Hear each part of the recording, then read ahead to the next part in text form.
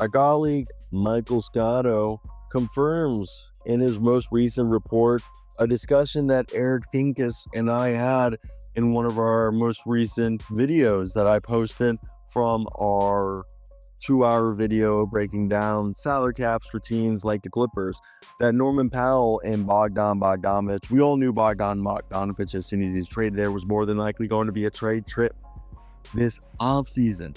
And I think when you look at it, it makes sense. So let's read the report, links in the description.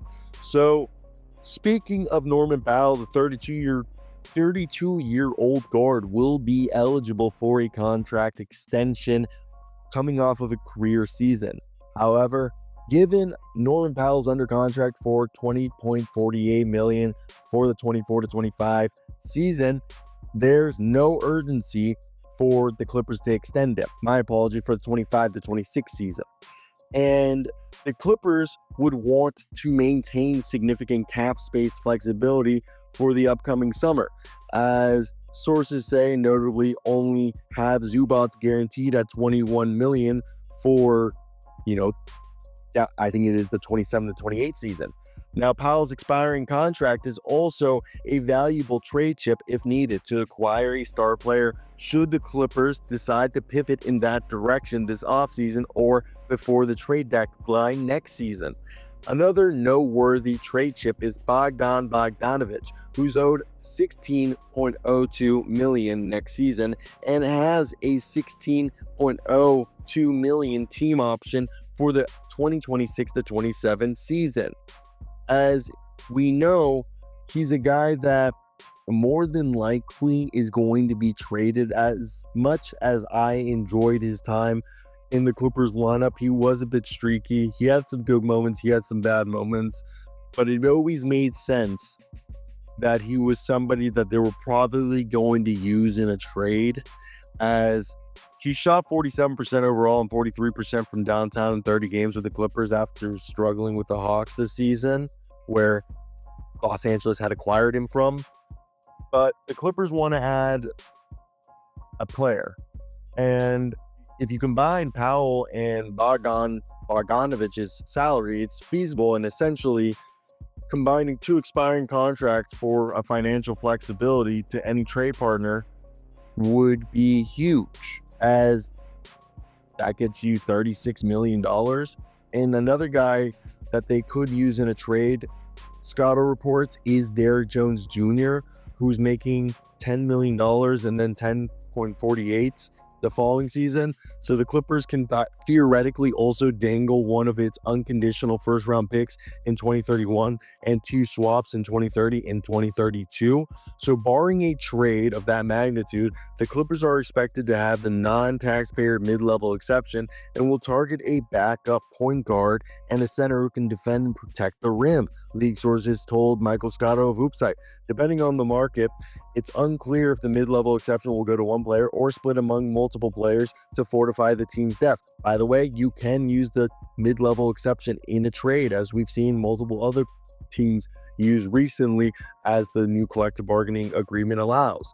And their current backup center has a $4.75 million non-guaranteed salary. So if you even included that in a trade, that would bring up the salaries to basically $40 million in a combination of Bogdan's and Mr. Norman Powell and Drew Eubanks, as he's not expected to return. Eubanks will either be waived or used as salary filler in a trade.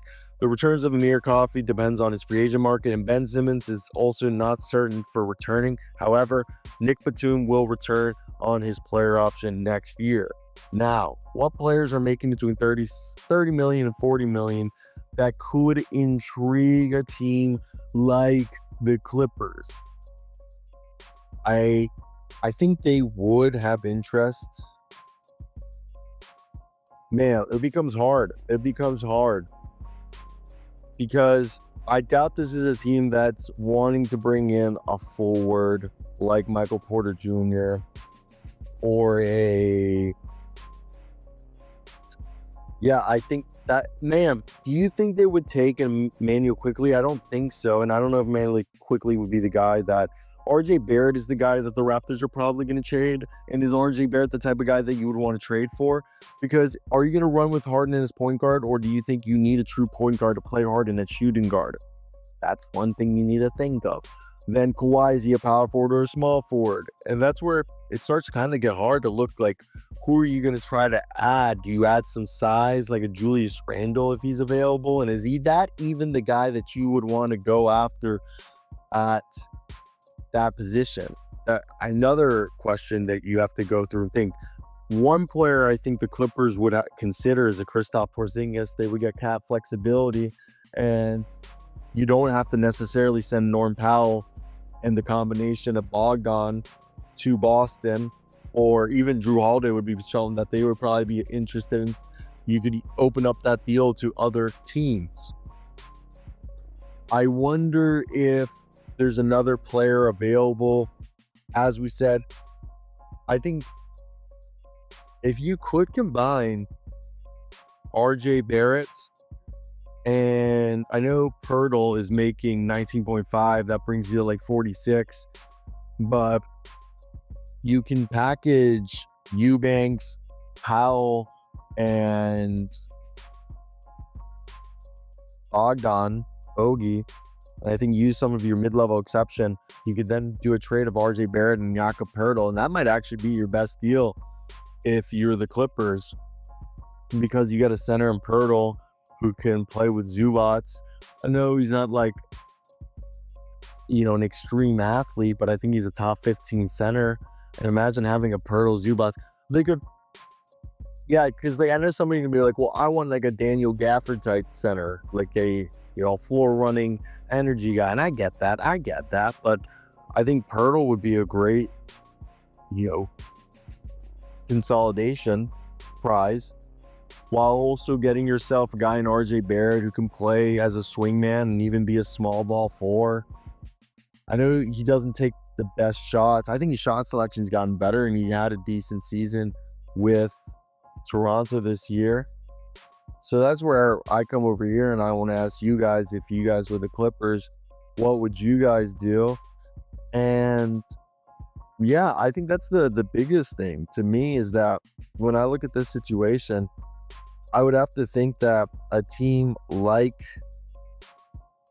the Clippers would probably, instead of going for a big old star, they would trade these salaries for multiple players to add their depth, because I think they realize that they are more lethal with diversity in their depth than they are without the versatility.